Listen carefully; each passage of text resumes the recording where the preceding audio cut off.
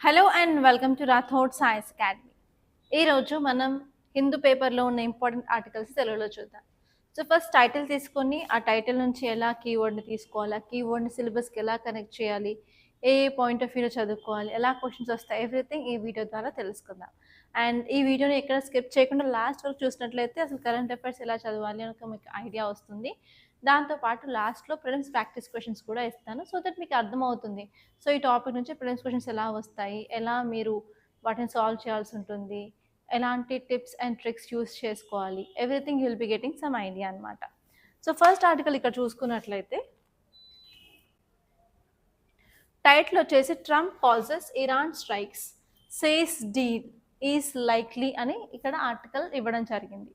So ఈ article చూసుకున్నట్లయితే మనకి కీవర్డ్ ఏంటంటే ఇరాన్ స్ట్రైక్స్ అని కనిపిస్తుంది, ఇక్కడ డీల్ అనే పదం కనిపిస్తుంది.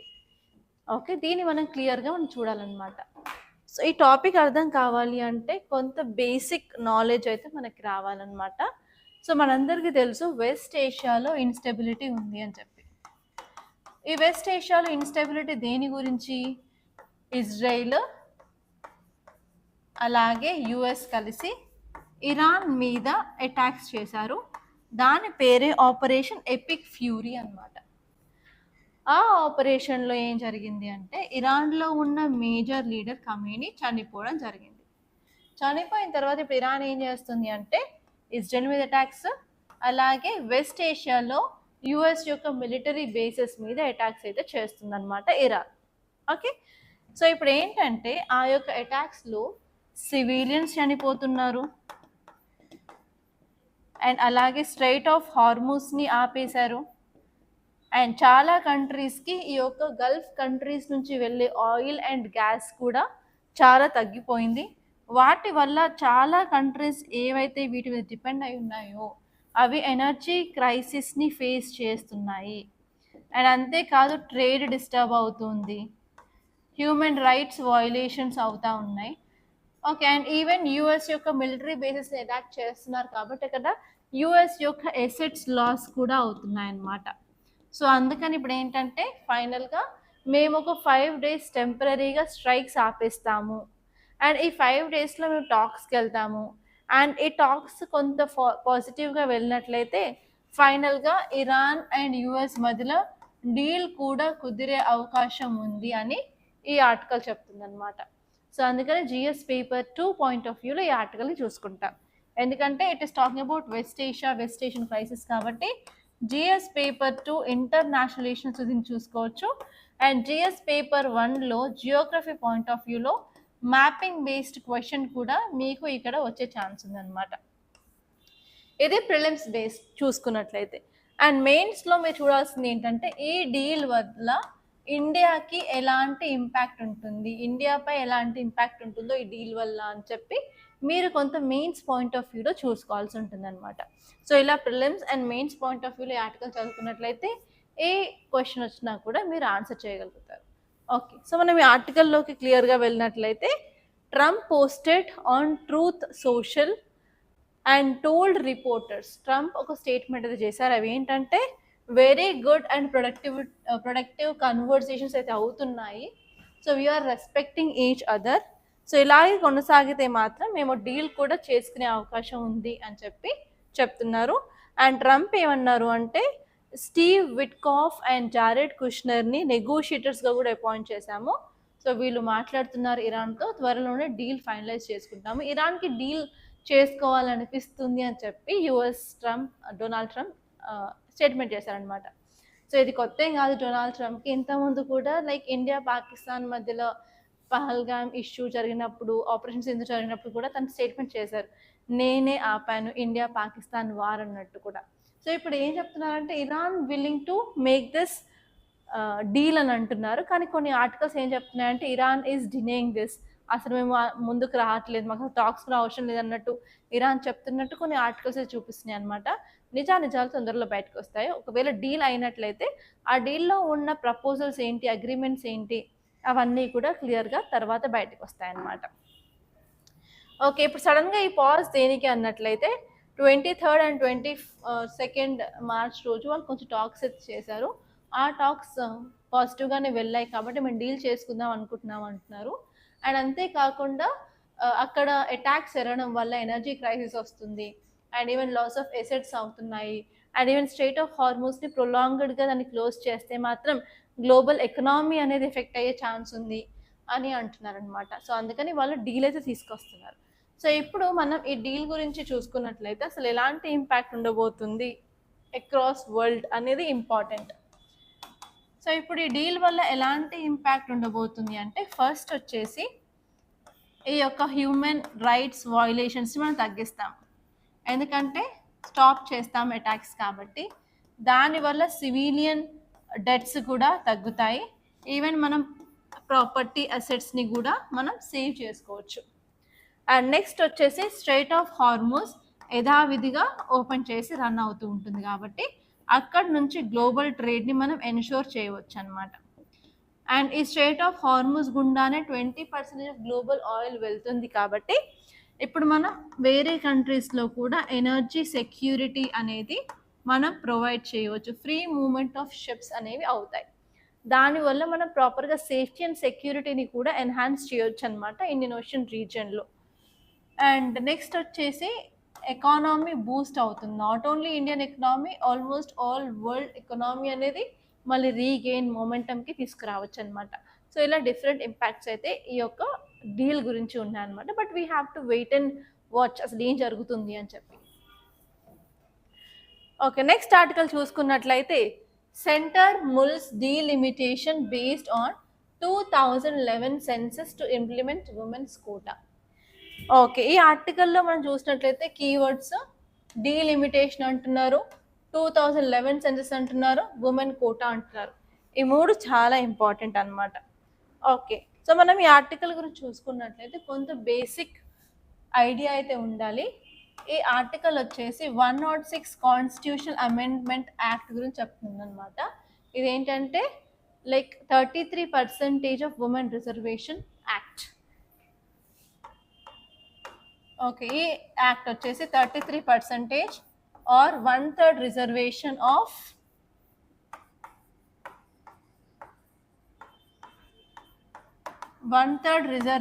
Of seats for women. ఎక్కడ అంటే లోక్సభ అలాగే స్టేట్ లెజిస్లేటివ్ అసెంబ్లీలో ఉన్న సీట్లలో 1/3 33% ఆఫ్ రిజర్వేషన్ ఉమెన్కి ఇవ్వాలని చెప్పి తీసుకొచ్చిన యాక్ట్ ఇది 106 కాన్స్టిట్యూషన్ అమెండ్మెంట్ యాక్ట్. దీని పేరు వచ్చేసి నారీ శక్తి వందన్ యాక్ట్ అనమాట. ఓకే, సో ఈ బిల్ని ఇండియాలో పాస్ చేశారు, పార్లమెంట్లో పాస్ చేశారు, ఇది యాక్ట్గా మారింది. కానీ దీనికి కొన్ని కండిషన్స్ అప్పుడు పెట్టారు. ఆ కండిషన్స్ ఏంటి అంటే ఫస్ట్ వచ్చేసి 2026 సెన్సస్ కంప్లీట్ అవ్వాలి, ఆ డేటా ప్రకారం డీలిమిటేషన్ అవ్వాలి. డీలిమిటేషన్ అంటే సింపుల్గా మన యొక్క కాన్స్టిట్యుయెన్సీస్ ఒక బౌండరీస్ అనమాట. మనం కాన్స్టిట్యుయెన్సీకి బౌండరీస్ ఎందుకు పెట్టాలి అంటే మనకు ఒక రూల్ ఉంది, ప్రతి కాన్స్టిట్యుయెన్సీలో సేమ్ పాపులేషన్ ఉండేటట్టు చూసుకోవాలి. అంటే పాపులేషన్ బేస్డ్గా మనం కాన్స్టిట్యుయెన్సీ బౌండరీస్ని డిజైన్ చేస్తామన్నమాట, అదే డీలిమిటేషన్. సో 2026 సెన్సస్ చేసుకొని కొత్త జనాభా లెక్కల ప్రకారం డీలిమిటేషన్ చేసి దాని తర్వాత ఈ 33% ఆఫ్ రిజర్వేషన్ని అమలు చేయాలని చెప్పి కండిషన్ అప్పట్లో తీసుకొచ్చారు. కొన్ని రీసెంట్ ఆర్టికల్స్ మనం చదువుకున్నాం, ఏంటి అంటే ఇప్పటి వరకు 2026లో ఉన్నాం కానీ ఇంకా సెన్సస్ స్టార్ట్ చేయలేదు, సెన్సస్ అయ్యేసరికి అరౌండ్ 2029 అవుతుంది. దాని తర్వాత మళ్ళీ డీలిమిటేషన్ అనేది చాలా కాంప్లెక్స్ ప్రాసెస్ కాబట్టి మనం 2029లో ఫర్ ష్యూర్ ఇంప్లిమెంట్ చేయము, అండ్ 2034 కూడా డౌటే అని చాలా ఆర్టికల్స్ అయితే వచ్చాయి. సో అందుకని దీన్ని ఓవర్కమ్ చేయడానికి ఇప్పుడు గవర్నమెంట్ కొంత ఫాస్ట్ ట్రాక్గా ఇంప్లిమెంటేషన్ ఆఫ్ కోటా చేయాలి అన్నట్లయితే ఇప్పుడు 2026 సెన్సస్ కాకపోతే ఏమి, ఇప్పుడు 2011 సెన్సస్ డేటా ఉంది కదా, ఆ 2011 సెన్సస్ డేటా తీసుకొని ఇప్పుడు డీలిమిటేషన్ని స్టార్ట్ చేద్దాం. ఈ డీలిమిటేషన్ని స్టార్ట్ చేసినాక డీలిమిటేషన్ మొత్తం అయిన తర్వాత ఇప్పుడు మనకి ఎన్ని సీట్స్ అయితే ఉంటాయో ఆ సీట్లలో 1/3 రిజర్వేషన్ ఉమెన్కి ఇచ్చేద్దామని చెప్పి ఇప్పుడు గవర్నమెంట్ నడుస్తున్న బడ్జెట్ సెషన్లో కాన్స్టిట్యూషనల్ అమెండ్మెంట్ బిల్ని పెట్టాలి అని చెప్పి ఆలోచిస్తున్నారనమాట. ఇది ఈ ఆర్టికల్ గురించి. సో ఇక్కడ మీకు క్వశ్చన్ దేని మీద వచ్చే ఛాన్స్ ఉన్నాయి అంటే ఫస్ట్ వచ్చేసి 106 కాన్స్టిట్యూషన్ అమెండ్మెంట్ యాక్ట్ మీద క్వశ్చన్ రావచ్చు. ఎందుకంటే ఆల్రెడీ 2024లో క్వశ్చన్ అయితే వచ్చింది, 2025లో క్వశ్చన్ రాలేదు, అండ్ 2026లో వచ్చే ఛాన్స్ అయితే ఉంది. That is a star mark అనమాట ఈసారి.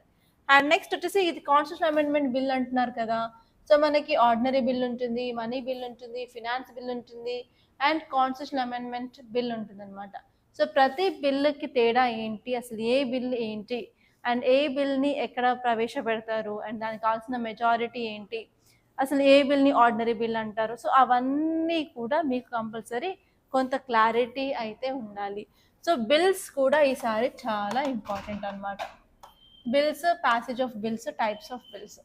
ఓకే, ఈ టాపిక్ పాలిటీ పాయింట్ ఆఫ్ వ్యూలో అండ్ గవర్నెన్స్ పాయింట్ ఆఫ్ వ్యూలో చాలా ఇంపార్టెంట్. ఓకే, ఇప్పుడు ఈ ఆర్టికల్ చూసుకున్నట్లయితే గవర్నమెంట్ ప్లాన్ చేస్తుంది ఏంటంటే కాన్స్టిట్యూషన్ అమెండ్మెంట్ బిల్ని ప్రవేశపెట్టేసి మనం 2011 సెన్సస్ డేటాని యూజ్ చేసుకొని డీలిమిటేషన్ చేద్దాము. సో ఇన్ కేస్ మనం 2011 సెన్సస్ డేటా యూజ్ చేసుకున్నట్లయితే ప్రెసెంట్గా ఉన్న 543 సీట్స్ ఇన్ లోక్సభ కాస్త 816 సీట్స్ అవుతాయి. అండ్ అందులో 1/3 రిజర్వేషన్ అంటున్నాం కాబట్టి 273 సీట్స్ అనేవి ఉమెన్కి రిజర్వ్ చేయొచ్చు అని ఇక్కడ చెప్తున్నారు. ఓకే, అసలు ఎందుకు 2011 సెన్సస్ అంటున్నాము? ద మేజర్ రీజన్ ఏంటంటే మనకి నెక్స్ట్ ఎలక్షన్స్ 2029లో ఉన్నాయి. ఆ 2029 ఎలక్షన్స్లో ఉమెన్కి రిజర్వేషన్ ఇవ్వాలి అన్నట్లయితే కంపల్సరీ మనం delimitation as soon as possible చేయాలి. అంటే 2026 సెన్సస్ డేటా వరకు వెయిట్ చేయకుండా మనం 2011 డేటానే తీసుకోవాలి అన్నట్టు చెప్పారనమాట. ఓకే, అది. And next key impacts and changes ఏం రాబోతున్నాయి, మన లోక్సభలో సీట్లు అండ్ అలాగే స్టేట్ లెజిస్లేటివ్ అసెంబ్లీలో కూడా సీట్స్ పెరగనున్నాయి. అండ్ దాంతోపాటు 1/3 ఆఫ్ రిజర్వేషన్ ఉమెన్కి ప్రొవైడ్ చేయవచ్చు. దానివల్ల women participation, gender equality, women ఎంపవర్మెంట్ని ప్రమోట్ చేయవచ్చు. అండ్ అంతేకాదు ఇక్కడ రాజ్యసభ అండ్ లెజిస్లేటివ్ కౌన్సిల్ మీద అయితే ఎలాంటి ఇంపాక్ట్ అయితే ఉండదు అనమాట. ఓకే, కానీ 2011 డేటా అవుట్డేటెడ్ డేటా యూజ్ చేస్తున్నామని చెప్పి కొంతవరకు అయితే కన్సర్న్స్ అయితే ఉన్నాయన్నమాట. వాటిని ఇప్పుడు మనమైతే ఏం చేయలేం. ఫర్ షూర్ ఇంప్లిమెంట్ చేయాలంటే we have only one choice, 2011 డేటాని ఇంప్లిమెంట్ చేయడం. ఓకే, నెక్స్ట్ ఆర్టికల్ వచ్చేసి US led Pax Silica is a step towards digital colonialism. ఈ టైటిల్ చదవగానే మనకి 2 కీవర్డ్స్ కనిపిస్తున్నాయి. ఫస్ట్ వచ్చేసి ప్యాక్ సిలికా అనమాట, సెకండ్ వచ్చేసి డిజిటల్ కొలోనియలిజం అనే 2 వర్డ్స్ ఉన్నాయి. సో ప్యాక్ సిలికా గురించి మనం జనవరి అండ్ డిసెంబర్ మంత్స్లో చదువుకున్నాం. డిసెంబర్ 2025 అండ్ జనవరి 2026లో. అసలు ఎందుకు చదువుకున్నామంటే ఇది యుఎస్ లెడ్ గ్రూపింగ్ అనమాట. ఇందులో supply chains of semi conductors and AI related things మీద వాళ్ళు ఫోకస్ చేస్తారని చెప్పాం. అండ్ ఇండియా కూడా రీసెంట్గా ఏఐ ఇంపాక్ట్ సమ్మిట్ జరిగిన తర్వాత ఆన్ ద సైడ్ లైన్స్ ఈ యొక్క ప్యాక్ సిలికాలో మేము జాయిన్ అవుతున్నామని చెప్పి సైన్ కూడా చేయడం జరిగిందని చదువుకున్నాం కదా. సో ఇప్పుడు జరుగుతున్న బడ్జెట్ సెషన్లో కొంతమంది అపోజిషన్ పార్టీ లీడర్స్ కొన్ని క్వశ్చన్స్ అయితే రేజ్ చేశారు. ఇది డిజిటల్ కొలోనియలిజంకి ఎగ్జాంపుల్ అని చెప్పి. సో మీరు ఇక్కడ ఏం చేయాలి అంటే ప్యాక్ సిలికా అంటే ఏంటో చూసుకోవాలి. దాని మీద ప్రిలిమ్స్ క్వశ్చన్ వచ్చే ఛాన్స్ ఉంది. ఎలా క్వశ్చన్ వస్తుంది అంటే consider the following statements regarding Pax Silica అని చెప్పి స్టేట్మెంట్స్ బేస్డ్ క్వశ్చన్ రావచ్చు. అండ్ సెకండ్ ఏరియా వచ్చేసి recently Pax Silica is seen in news what it is అని చెప్పి ABCD ఆప్షన్స్ కూడా రావచ్చు. ఈ 2 విధాలుగా ఏదైనా రావచ్చు. And third type of question ఏంటంటే పేర్ బేస్డ్ క్వశ్చన్. మనకి ప్యాక్ సిలికాతో పాటు బోర్డ్ ఆఫ్ పీస్ కూడా న్యూస్లో ఉంది. అండ్ అలాగే RCEP అండ్ నెక్స్ట్ వచ్చేసి G7, G8, G4 అలా ఉన్నాయి. కాబట్టి ఏవైనా ఒక 4 గ్రూపింగ్స్ని తీసుకొని వాటికి పేర్ బేస్డ్గా కూడా అరేంజ్ చేసే ఛాన్స్ ఉంది. సో ఇలా ఎలాంటి క్వశ్చన్ వచ్చినా కూడా మీరు కనుక మంచిగా ప్రిపేర్ అయి ఉంటే మాత్రం you can eliminate one or the other options and you will go to a right answer అనమాట. అలా మీరు ప్లాన్ అనేది చేసుకోవాలి. ఓకే, సో ఇప్పుడు మనం ఈ ఆర్టికల్ చూసుకున్నట్లయితే ప్యాక్ సిలికా అనేది యుఎస్ లెడ్ నాన్ బైండింగ్, ఇది బైండింగ్ కాదు, నాన్ బైండింగ్ ఇనిషియేటివ్ అనమాట. దీన్ని ట్రంప్ అడ్మినిస్ట్రేషన్ లాంచ్ చేయడం జరిగింది. ఎప్పుడంటే డిసెంబర్ 2025లో. అండ్ లాటిన్లో ఈ ప్యాక్స్ అంటే ప్రాస్పెరిటీ అండ్ పీస్ అని అర్థం. ప్యాక్స్ అమెరికానా అంటే ఇదేంటిది prosperity and peace as in Pax Americana. Silica అంటే silicon, it is a foundational metal for semiconductors అనమాట. సో దీని యొక్క ఆబ్జెక్టివ్ ఏంటంటే ప్రాపర్గా secure, resilient, innovation driven supply chain ఉండేటట్టు మనం చూసుకుంటున్నాం. దేంట్లో అంటే క్రిటికల్ మినరల్స్లో. ఓకే, అండ్ నెక్స్ట్ వచ్చేసి ఇక్కడ మనం సెమీ కండక్టర్స్ యొక్క supply, AI infrastructure and logistics మీద కూడా ఫోకస్ చేస్తున్నాం. అండ్ కీ గోల్ వచ్చేసి ఏదైనా ఒక కంట్రీ మీద డిపెండ్ అవ్వకుండా మనం సప్లై చైన్స్ని డైవర్సిఫై చేసుకోవాలనుకుంటున్నాం. ఎస్పెషలీ చైనా మీద ఉన్న డిపెండెన్సీ తగ్గించాలి అని చెప్పి. అండ్ ఇండియా ఫార్మల్గా ఫిబ్రవరి 2026 నాడు జాయిన్ అయితే అయింది. ఇంకా వేరే కంట్రీస్ కూడా జాయిన్ అయ్యాయి అన్నమాట ఈ ప్యాక్సిలికాలో. అవి ఏంటంటే Japan, south Korea, UK, Australia, Israel, Netherlands, Singapore, Qatar and UAE. Okay, దీనివల్ల క్రిటిసిజం ఏంటి, అసలు అపోజిషన్ పార్టీ లీడర్స్ రైజ్ చేసే క్వశ్చన్ ఏంటి అంటే, ఫస్ట్ వచ్చేసి ఇది యుఎస్ సెంట్రిక్ కాబట్టి ఇప్పుడు యుఎస్కి అధికారం ఉంది స్టాండర్డ్ సెట్ చేయడానికి, ఎక్స్పోర్ట్ కంట్రోల్ చేయడానికి, అలాగే ఏ కంట్రీ ట్రస్టెడ్ కాదు అని డిసైడ్ చేయడానికి. అండ్ నెక్స్ట్ వచ్చేసి యుఎస్ స్టైల్ రెగ్యులేషన్స్ని, అలా యుఎస్ స్టైల్ టెక్నాలజీని మిగతా కంట్రీస్ మీద కూడా ఫోర్స్ చేసే అవకాశం ఉంది అని అంటున్నారు. అండ్ అంతేకాకుండా యుఎస్ పెట్టే ఆంక్షలు అండ్ రెస్ట్రిక్షన్స్ వల్ల స్మాల్ కంట్రీస్ మీద ఇంపాక్ట్ చాలా ఉండేలాగా ఉంది అని అంటున్నారు. అండ్ అంతేకాకుండా ఇండియా యొక్క ఎయిమ్ ఏంటంటే లార్జెస్ట్ ఎకానమీ అవ్వాలి, 5 trillion ఎకానమీ అవ్వాలి. And India is doing very good in this digital arena. So వీటిపైన కూడా యుఎస్ ఇన్ఫ్లుయెన్స్ ఉండే ఛాన్స్ ఉంది అని కొంతమంది అంటున్నారు. ఓకే, సో ఇలా అనమాట. కానీ దీనివల్ల మనకు చాలా బెనిఫిట్స్ అయితే ఉన్నాయి. ఆ బెనిఫిట్స్ ఏంటంటే మనం క్రిటికల్ మినరల్స్ని ప్రాపర్గా మనం ప్రొక్యూర్ చేయవచ్చు. And even advance semi conductor technology కూడా మనం తీసుకురావచ్చు. అండ్ ఏఐ బేస్డ్ ఇన్ఫ్రాస్ట్రక్చర్ని మన ఇండియాలో డెవలప్ చేయవచ్చు. అండ్ అంతేకాదు semiconductor mission and India AI మిషన్ని కూడా కాంప్లిమెంట్ చేస్తుంది. అండ్ మనకి ప్రాపర్గా క్రిటికల్ మినరల్స్ ఆన్ టైం వచ్చేసి మనం డెవలప్ చేసినట్లయితే మనం ఈవెన్ ఈ ఏరియాస్లో మనం ఇన్వెస్ట్మెంట్ని కూడా అట్రాక్ట్ చేయవచ్చు.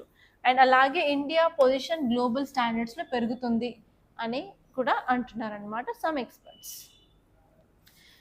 నెక్స్ట్ ఆర్టికల్ వచ్చేసి evolving diagnostic landscape for tuberculosis. And every year March 24th tuberculosis డేగా మనం సెలబ్రేట్ చేసుకుంటాం అనమాట. ఎందుకు అంటే ఇండియాలో చాలా పెద్ద డిసీజ్ అని చెప్పొచ్చు. అండ్ దీనివల్ల ప్రాణాలు కోల్పోతున్నారు. అండ్ ఇండియా కూడా ఒక అంబిషియస్ టార్గెట్ ఉంది, అదేంటంటే టీబీని ఎలిమినేట్ చేయడం. బట్ 2025 అయిపోయింది, but we didn't reach this target. And even WHO కూడా టార్గెట్ ఉంది, eliminating of TB. Okay, so ఇక్కడ మీరు టీబీ గురించి ఎవ్రీథింగ్ క్లియర్గా తెలుసుకోవాలి. అసలు టీబీ అంటే ఏంటి, ఎందుకు వస్తుంది, ఏ బ్యాక్టీరియా వల్ల వస్తుంది, అది ఏ బాడీ పార్ట్స్ని ఎఫెక్ట్ చేస్తుంది, అండ్ దాని ట్రీట్మెంట్ ఏంటి, రీసెంట్గా చేసిన అడ్వాన్స్మెంట్ ఏంటి, గవర్నమెంట్ తెచ్చిన స్కీమ్స్ ఏంటి, అండ్ ఇండియాలో బర్డెన్ ఎలా ఉంది, everything you have to know అనమాట. ఎందుకంటే most of the articles in our newspaper వచ్చేసి ఈ టీబీ గురించి ఈరోజు ఉన్నాయి కాబట్టి. ఓకే, ఇప్పుడు టీబీ గురించి చూసుకున్నట్లయితే కొన్ని ఫ్యాక్ట్స్. టీబీ అంటే ట్యూబర్క్యులోసిస్ అనమాట. సో ఇది ఒక బ్యాక్టీరియల్ ఇన్ఫెక్షన్, బ్యాక్టీరియా వల్ల వస్తుంది. అండ్ ఈ బ్యాక్టీరియా వచ్చేసి మేజర్గా లంగ్స్ని ఎఫెక్ట్ చేస్తుంది. ఈ లంగ్స్ని ఎఫెక్ట్ చేస్తే ఆ టీబీని పల్మోనరీ టీబీ అని అంటాము. లంగ్స్ని ఎఫెక్ట్ చేస్తే పల్మోనరీ టీబీ. ఇలా లంగ్స్ని ఎఫెక్ట్ చేయకుండా వేరే అదర్ ఆర్గాన్స్ని కూడా ఈ టీబీ అనేది ఎఫెక్ట్ చేస్తుంది. వాటిని ఎక్స్ట్రా పల్మోనరీ టీబీ అంటారు. అంటే ఈవెన్ మన కళ్ళని, మన స్టమక్ పార్ట్, అబ్డామెన్ని, ఇంటెస్టైన్స్ని, అండ్ అలాగే లివర్ని, నర్వస్ సిస్టమ్ని, అలా డిఫరెంట్ బాడీ పార్ట్స్ని అటాక్ చేస్తుంది. అవి ఏంటంటే ఎక్స్ట్రా పల్మోనరీ టీబీ అన్నమాట. ఓకే, సో బ్యాక్టీరియా కాజ్ చేస్తుంది కాబట్టి మనం ఏం తీసుకుంటాము మెడిసిన్స్ అంటే యాంటీబయోటిక్స్ తీసుకుంటాం అన్నమాట. ఓకే, యాంటీబయోటిక్స్ వచ్చేసి మనకి 2 రకాలు ఉంటాయి. ఫస్ట్ లైన్ అంటాము. ఫస్ట్ అంటే ఈ యొక్క టీబీ ఉంది అని తెలియగానే ఇచ్చేవి first line. For example isoniazid, rifampicin ఉంటాయి. అండ్ నెక్స్ట్ వచ్చేసి సెకండ్ లైన్ యాంటీబయోటిక్స్, స్ట్రెప్టోమైసిన్, అలా అదర్ మెడిసిన్స్ ఉంటాయి అన్నమాట. కానీ ప్రాబ్లం ఏంటి యాంటీబయోటిక్స్తో అంటే యాంటీమైక్రోబియల్ రెసిస్టెన్స్ అనేది డెవలప్ అయ్యింది. యాంటీమైక్రోబియల్ రెసిస్టెన్స్ అంటే ఏం లేదండి, మనం తీసుకునే antibiotics minimum 6 months to 9 months of course ఉంటుంది అనమాట. టీబీ వస్తే minimum 6 months to 9 months of course అనేది తీసుకోవాలి. ఆ కోర్స్ తీసుకోకుండా మధ్యలోనే ఆపేస్తే ఏంటంటే ఆ బ్యాక్టీరియా దానికి రెసిస్టెన్స్ అనేది డెవలప్ చేసుకుంటుంది. దాన్ని యాంటీ మైక్రోబియల్ రెసిస్టెన్స్ అంటాం. సో ఇక్కడ వచ్చేసి మనకి డిఫరెంట్ టర్మినాలజీస్ వస్తుంది. మల్టీ డ్రగ్ రెసిస్టెన్స్ టీబీ అని చెప్పి. మల్టీ డ్రగ్ రెసిస్టెన్స్ అంటే ఏం లేదు, మనకి ఫస్ట్ లైన్ డ్రగ్స్కి అన్నిటికీ ఈ యొక్క బ్యాక్టీరియా యాంటీ మైక్రోబియల్ రెసిస్టెన్స్ అనేది డెవలప్ చేసుకున్నట్లయితే దాన్ని మల్టీ డ్రగ్ రెసిస్టెన్స్ టీబీ అంటారు. సో ఈ ఈ మందులు పనిచేయనప్పుడు మనం ఏం చేస్తామంటే సెకండ్ లైన్ డ్రగ్స్ ఇస్తాం. ఈ సెకండ్ లైన్ వచ్చేసి వీటంతా ఎఫెక్టివ్గా ఉండవు, కాకపోతే ఏంటంటే ఇంకా మరింత లాంగ్ టర్మ్ అనేది తీసుకోవాలన్నమాట. సో కాబట్టి రీసెంట్గా మన గవర్నమెంట్ ఆఫ్ ఇండియా కొన్ని అడ్వాన్స్మెంట్స్ తీసుకొచ్చింది related to treatment of TB. ఇప్పుడు ఏంటంటే బీపాల్ రెజీమ్ అనేది తీసుకొచ్చామన్నమాట. సో ఈ బీపాల్ రెజీమ్ ఏంటంటే 6 months కంటే తక్కువ టైంలో మనం తీసుకోవచ్చు. అండ్ దీంట్లో ఉన్న సైడ్ ఎఫెక్ట్స్ చాలా తక్కువ compare to the top this first and second line drugs అనమాట. అండ్ అంతేకాకుండా గవర్నమెంట్ నేషనల్ టీబీ ఎలిమినేషన్ ప్రోగ్రామ్ని తీసుకొచ్చింది. అలాగే గవర్నమెంట్ పోషన్స్ లాగా లైక్ న్యూట్రిషన్ ప్రొవైడ్ చేస్తుంది. అండ్ అంతేకాకుండా even government direct benefit transfer ద్వారా టీబీ పేషెంట్స్కి ఇంతకుముందు 500 ఇచ్చేది ఇప్పుడు 1000 రూపీస్ అనేది వాళ్ళ అకౌంట్లోకి డైరెక్ట్గా ట్రాన్స్ఫర్ చేస్తుంది అనమాట.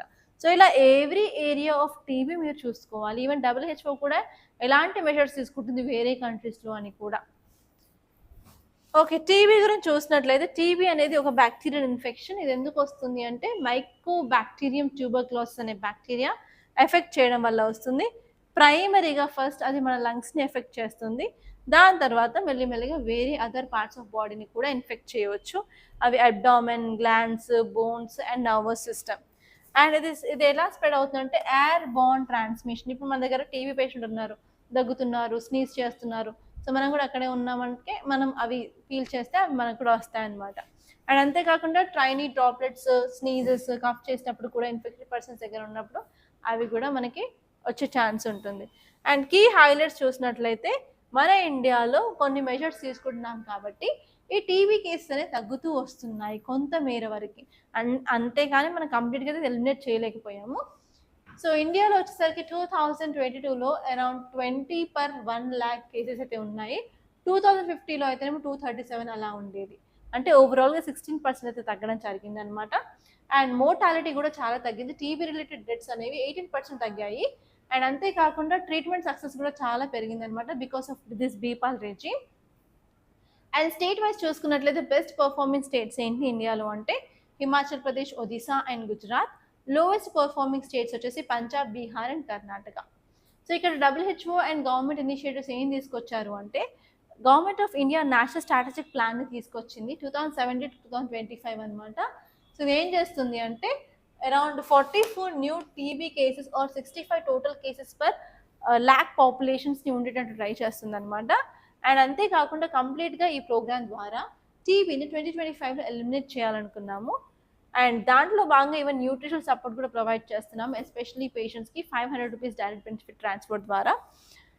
అండ్ అంతేకాకుండా మనం ఈవెన్ ఇంకా మొటాలిటీని రెడ్యూస్ చేయాలనుకుంటున్నాము. 3 deaths per 1 lakh population by 2025 అనుకుంటున్నాము. అండ్ అంతేకాకుండా నిక్షయ్ మిత్ర ప్రోగ్రామ్ ద్వారా ఈవెన్ వాలంటీర్స్ కూడా న్యూట్రిషన్ కిట్స్ని కూడా అడాప్టెడ్ పేషెంట్స్కి ఇవ్వడం జరుగుతుంది. అండ్ అంతేకాకుండా మనం డయాగ్నోస్టిక్ టూల్స్ని కూడా మనం ఇంప్రూవ్ చేయాలనుకుంటున్నాము, టెక్నాలజీ ఇంప్రూవ్ చేయాలనుకుంటున్నాం ఈవెన్ రూరల్ ఏరియాస్లో.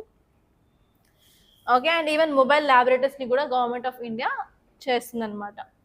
అండ్ అంతేకాకుండా WHO అనేది ఎండ్ టీపీ స్ట్రాటజీని కాల్ చేసేసి around 30% of reduction of total number of కేసెస్ని చేయాలనుకుంటుంది. అండ్ 2030 లోపు 0 కేసెస్ని రికార్డ్ చేయాలి అని ఒక టార్గెట్ అయితే పెట్టుకుంది. We have to wait and watch ఎంతవరకు మనం రీచ్ అవ్వగలం అని చెప్పి. ఓకే, నెక్స్ట్ ఆర్టికల్ వచ్చేసి path ahead for Nepal's new leadership. So ఈ టైటిల్ చూసుకున్నట్లయితే ఇది నేపాల్ గురించి మాట్లాడుతుంది అనమాట. So first of all map చూసుకుందాం, నేపాల్ ఎక్కడుందో. సో ఇక్కడ మనకి నేపాల్ కంట్రీ ఉంటుంది కదా. సో ఇక్కడ ఫస్ట్ చూడాల్సింది ఏంటంటే నేపాల్తో బౌండరీ షేర్ చేసుకుంటున్న స్టేట్స్ ఏంటి, అండ్ దాంతోపాటు రీసెంట్గా నేపాల్లో ఇష్యూస్ ఏంటో చూసుకోవాలి. నేపాల్లో రీసెంట్గా అరౌండ్ 6 to 8 months బ్యాక్ అయితే చాలా అల్లర్లు అయితే జరిగాయి. సో ఎందుకు అంటే 3 రీజన్స్ వల్ల. ఫస్ట్ వచ్చేసి అక్కడ సోషల్ మీడియాని బ్యాన్ చేశారు. ఫస్ట్ వచ్చేసి సోషల్ మీడియా బ్యాన్. సెకండ్ వచ్చేసి అక్కడ యూత్కి ప్రాపర్గా ఎంప్లాయ్మెంట్ ఆపర్చునిటీస్ లేవు కాబట్టి అన్ఎంప్లాయ్మెంట్ చాలా ఎక్కువ ఉండేది అక్కడ. అండ్ దాంతోపాటు అడ్మినిస్ట్రేషన్లో కరప్షన్ ఉండేది. సో ఈ 3 రీజన్స్ తోటి అక్కడ అలజడులు అయితే జరిగాయి. అండ్ ఈవెన్ జెన్జీ అంటే యూత్ పాపులేషన్ వెళ్ళి పార్లమెంట్ని హిట్ చేయడము. అండ్ ఈవెన్ అక్కడ ఉన్న ప్రైమ్ మినిస్టర్ ఓలే, అతని పేరు ఓలే, శర్మ ఓలే అనమాట, అతను కూడా రిజైన్ చేసి వెళ్ళిపోయారు. అండ్ ఫైనల్గా అక్కడ ఎలక్షన్స్ జరిగాయి. ఎలక్షన్స్ జరిగిన తర్వాత ఇప్పుడు న్యూ గవర్నమెంట్ అనమాట ఫామ్ అయింది. సో అక్కడ న్యూ గవర్నమెంట్తో మనం ఎలా ఉండాలి, సత్సంబంధాలు ఎలా మెయింటైన్ చేయాలి, అండ్ అంతేకాకుండా ఇప్పుడు న్యూ గవర్నమెంట్ ముందున్న ఛాలెంజెస్ ఏంటి అని కూడా మనం చూసుకోవాలన్నమాట. ఈ టాపిక్ నేపాల్ గురించి మాట్లాడుతుంది కాబట్టి జిఎస్ పేపర్ 2లో ఇంటర్నేషనల్ రిలేషన్స్లో చాలా ఇంపార్టెంట్. ఓకే, సో ఇప్పుడు మనం ఆర్టికల్ చూసుకున్నట్లయితే recent elections in Nepal on March 5th marked A transition. ఇన్ని రోజులు డైనాస్టిక్ పాలిటిక్స్ లాగా ఓలీ ఫ్యామిలీని రూల్ చేసింది. బట్ నా ఓలీ ఫ్యామిలీని రీప్లేస్ చేసి బలేంద్ర షా అనే అతను విక్టరీ అంటే విన్ అయ్యాడనమాట. ఓకే, సో ఇక్కడ మనకు అర్థమయ్యేది ఏంటంటే ఓల్డ్ పొలిటికల్ గార్డ్ని తీసేసి కొత్త గవర్నమెంట్ అక్కడ ఫామ్ అవుతుంది. ఓకే, అండ్ ఇప్పుడు ఆ గవర్నమెంట్ ముందున్న సవాళ్ళు ఏంటంటే ఫస్ట్ వచ్చేసి ఎకనామీని ఇంప్రూవ్ చేయడం, ఆ కంట్రీలో జాబ్స్ని క్రియేట్ చేయడం, కరప్షన్ని కంట్రోల్ చేయడం. ఓకే, అండ్ ఈవెన్ నేపాల్ అనేది డిజాస్టర్స్కి చాలా ఎక్కువ ప్రోన్గా ఉంటుంది ఎందుకంటే అది హిమాలయన్ కంట్రీ కాబట్టి. For example landslides, snow avalanches, floods, melting of glacier lake outburst floods అవన్నీ వస్తాయి కాబట్టి వాటన్నిటిని మంచిగా కంట్రోల్ చేయాలి. అండ్ ఇండియా ఒక రోల్ చూసుకున్నట్లయితే ఇండియా ఈ కొత్త జనరేషన్ లీడర్స్ని కూడా అర్థం చేసుకోవడానికి ట్రై చేయాలి. అలాగే వాళ్ళ పర్సెప్షన్స్ని కూడా అర్థం చేసుకోవాలి, వాళ్ళ మ్యాటర్స్ ఇంటర్ఫియర్ అవ్వకూడదు. అండ్ అంతేకాకుండా నేపాల్ మనకు చాలా ఇంపార్టెంట్ ఎందుకంటే రోటీ బేటీ టైస్ ఉంటాయి, అంటే marriage టైస్ especially across India border దగ్గర ఉంటుంది. అండ్ అంతేకాకుండా నేపాల్ అనేది ఒక largest trading partner of India. And అంతేకాకుండా మనం నేపాల్ దగ్గర నుంచి మనం హైడ్రో ఎలక్ట్రిసిటీని కూడా తీసుకుంటాం అనమాట. సో అందుకే డిఫరెంట్ కనెక్టివిటీ ప్రాజెక్ట్స్లో కోఆపరేషన్ చాలా చాలా ఇంపార్టెంట్ అని చెప్పి ఈ ఆర్టికల్ క్లియర్గా చెప్తుంది. అండ్ నెక్స్ట్ నేను ఇక్కడ ప్రిలిమ్స్ క్వశ్చన్స్ తీసుకొచ్చాను. ఫస్ట్ వచ్చేసి ప్యాక్సిలికా గురించి. స్టేట్మెంట్ 1 చూసుకున్నట్లయితే it is A US led initiative to secure semiconductors and AI supply chains. Next వచ్చేసి it is a legally binding multilateral treaty under United Nations. Third వచ్చేసి it aims to reduce dependence on adversarial countries in critical technologies. ఇందులో ఏ statements కరెక్టో కింద కమెంట్లో చెప్పండి. And next వచ్చేసి which of the following Indian states share boundary with Nepal. ఇలాంటి question కూడా వచ్చే ఛాన్స్ ఉందని చెప్పాను కదా. Uttarakhand, UP, Bihar, West Bengal and Sikkim. చాలా సింపుల్ క్వశ్చన్స్ అండి ఈరోజు ఇచ్చినవి. కంపల్సరీ ఆన్సర్ కామెంట్లో ఉండేటట్టు చూడండి. And thank you so much guys for watching. And మీకు కనుక ఈ వీడియో నచ్చినట్లయితే లైక్ చేయండి, అలాగే షేర్ చేయండి. అండ్ మరిన్ని ఇలాంటి కరెంట్ అఫైర్స్ అప్డేట్స్ కోసం మన ఛానల్ సబ్స్క్రైబ్ చేసుకోండి. అండ్ వన్ మోర్ థింగ్ ఏంటంటే మీరు కనుక మీ యూపీఎస్సీ ప్రిపరేషన్ స్టార్ట్ చేయాలనుకున్నట్లయితే మన దగ్గర online plus offline batches start అవుతుందండి. So you can join it any time. And మీకు ఎలాంటి క్వైరీస్ ఉన్నా కూడా మీరు కాల్ చేయాల్సిన నెంబర్ 8074765513. అండ్ మీరు డైరెక్ట్గా వచ్చి కలుస్తాను ఇన్స్టిట్యూట్లో అన్నా కూడా ఇన్స్టిట్యూట్లోనే నేను మార్నింగ్ నుంచి ఈవినింగ్ వరకు అవైలబుల్లో ఉంటాను. So you can come. మన ఇన్స్టిట్యూట్ వచ్చేసి అశోక్ నగర్ హైదరాబాద్లో ఉంది. అక్కడికి వచ్చేసి వికాస్ బుక్ సెంటర్ అనేది ఎవరైనా చెప్తారు, దానిపైన 2nd and 3rd ఫ్లోర్లో మన ఇన్స్టిట్యూట్ అయితే ఉంటుందండి. You can come and you can visit and you can talk to me directly. And I wish you all the best. Thank you so much guys.